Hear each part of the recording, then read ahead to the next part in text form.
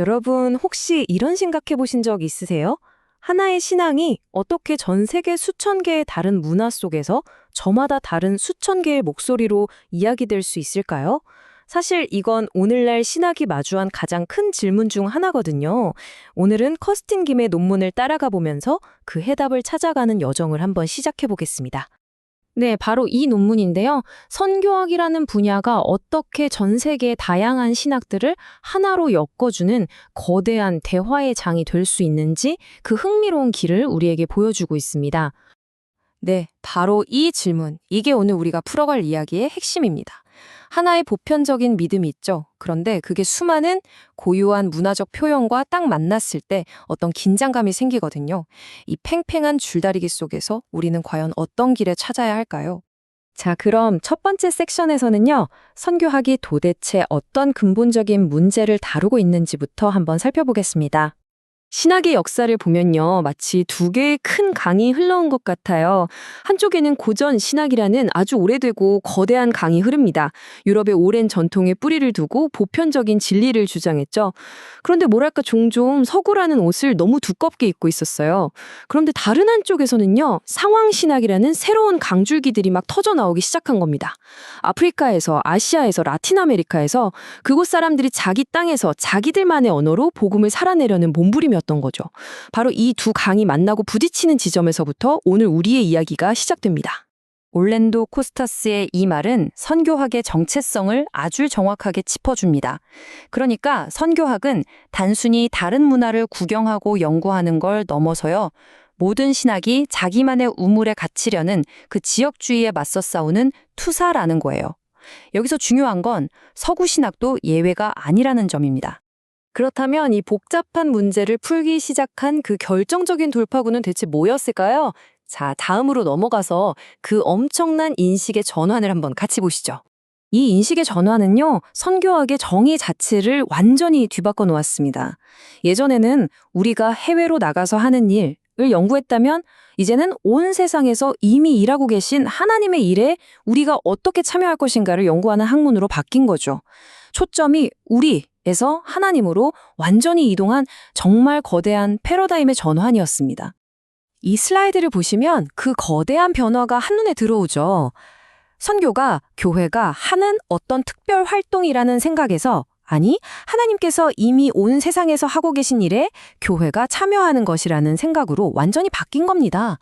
지리적으로도 보세요. 서구에서 나머지 세계로 향하던 일방통행이 아니라 모든 곳에서 모든 곳으로 향하는 쌍방향, 다차원적인 움직임이 된 거죠. 그리고 이 모든 변화의 심장부에는 바로 이 개념, 미시오 데이가 있습니다. 라틴어로 하나님의 선교라는 뜻인데요. 이 한 단어가 모든 걸 바꿨다고 해도 과언이 아니에요. 선교의 주인공은 교회가 아니라 하나님이시다. 그리고 우리는 그 거대한 드라마에 조연으로 초대받았을 뿐이다. 이것이 바로 현대 선교학의 출발점인 겁니다. 미시오 데이, 즉 하나님이 모든 곳에서 일하신다는 이 생각은요, 전 세계의 다양한 문화에 문을 활짝 열어주는 열쇠가 됐습니다. 왜냐하면 모든 곳의 이야기가 다 중요해지니까요.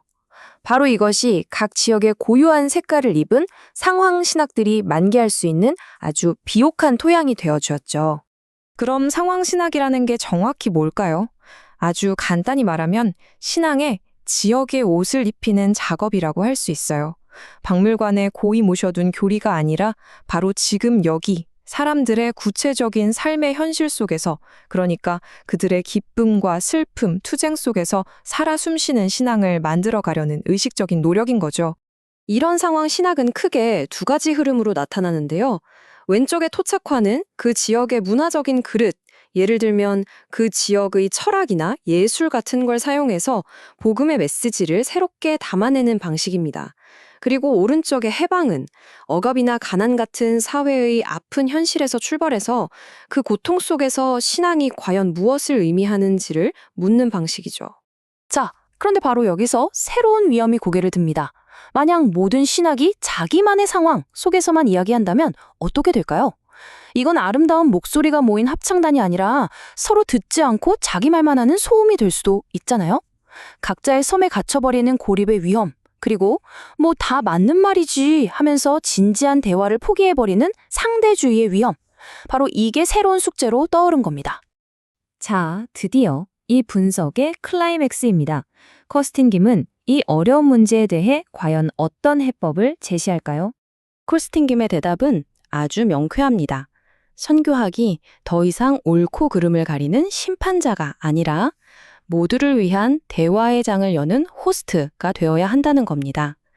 전 세계에 흩어져 있는 다채로운 신학들을 하나의 큰 테이블로 초대해서 서로의 이야기를 귀담아 듣고 서로에게서 배우고 또 때로는 서로에게 날카로운 질문도 던질 수 있는 그런 안전한 공간을 만들어주는 역할이죠. 그런데 여기서 재밌는 점이 있어요. 왜 굳이 다이얼로그가 아니라 conversation이라는 단어를 썼을까요? 논문에서는 세 가지 중요한 이유를 듭니다. 첫째, conversation은 1대1로 마주 앉는 다이얼로그를 넘어서 수많은 목소리가 함께 어우러지는 파티 같은 느낌이죠.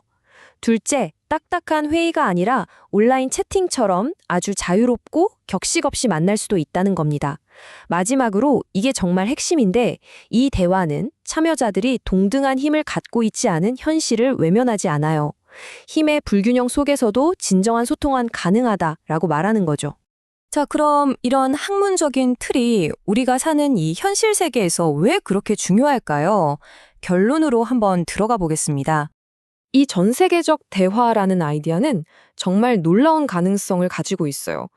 내 생각만 무조건 옳다는 독단주의의 단단한 벽, 그리고 어차피 다 다르니까 대화는 의미 없어 라는 상대주의의 자욱한 안개를 동시에 걷어낼 수 있는 해독제가 될 수 있습니다. 이 대화의 장에서는요, 그동안 중심에 있던 서구 신학도 더 이상 심판석이 아니라 하나의 참여석에 앉게 되는 거고요. 모든 문화의 목소리가 소중한 퍼즐 조각으로 존중받을 때 우리는 비로소 신앙의 훨씬 더 크고 온전한 그림을 함께 그려나갈 수 있게 됩니다. 이 거대한 신학적 논의를 이제 우리 각자의 삶으로 가져오면서 이번 분석을 마무리할까 합니다. 여러분의 공동체에서 또 여러분의 삶에서 혹시 아직 시작되지 않은 중요한 대화는 없나요? 우리가 그저 익숙하지 않다는 이유로 혹은 좀 불편하다는 이유로 애써 듣지 않고 있는 목소리는 과연 누구의 것일까요? 어쩌면 가장 위대한 선교는 바로 그 가장 가까운 곳의 목소리에 귀를 기울이는 그 작은 대화를 시작하는 것일지도 모릅니다.